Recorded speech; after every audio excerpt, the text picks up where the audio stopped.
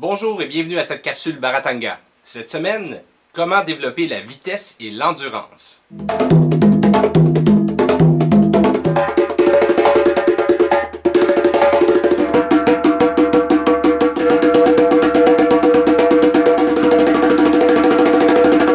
La question de cette semaine nous provient de Jettersband, qui aimerait savoir comment développer son endurance et sa vitesse sur des instruments comme le conga ou le djembé.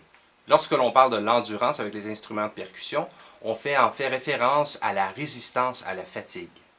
Tout comme un sportif, il n'y a pas vraiment de formule magique, c'est-à-dire il faut répéter, il faut développer sa musculature et son système nerveux pour être en mesure de soutenir des efforts lorsqu'on va jouer par exemple le djembé ou les congas. Le premier exercice, c'est de jouer très lentement les rythmes que l'on veut apprendre. De cette façon, on va faire les connexions nerveuses dans notre cerveau pour développer un mouvement correct.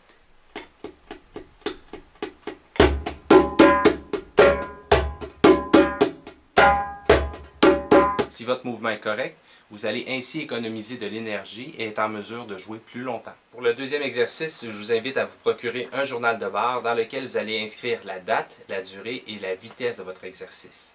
La raison principale de tenir ces informations dans votre journal de bord, c'est de mesurer votre progression.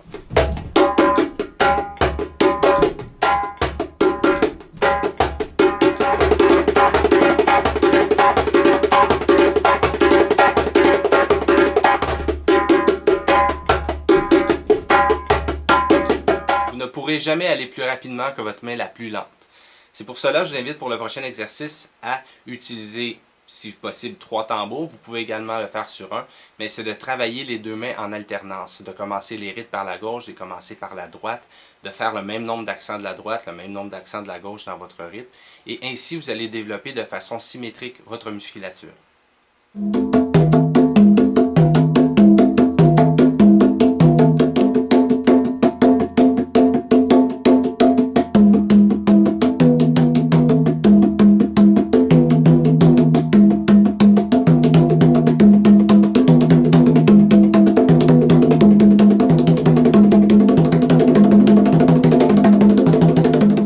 Cette semaine, si vous avez une question, je vous invite à la poser en cliquant dans ma main. Abonnez-vous au canal LD Joly en cliquant ici.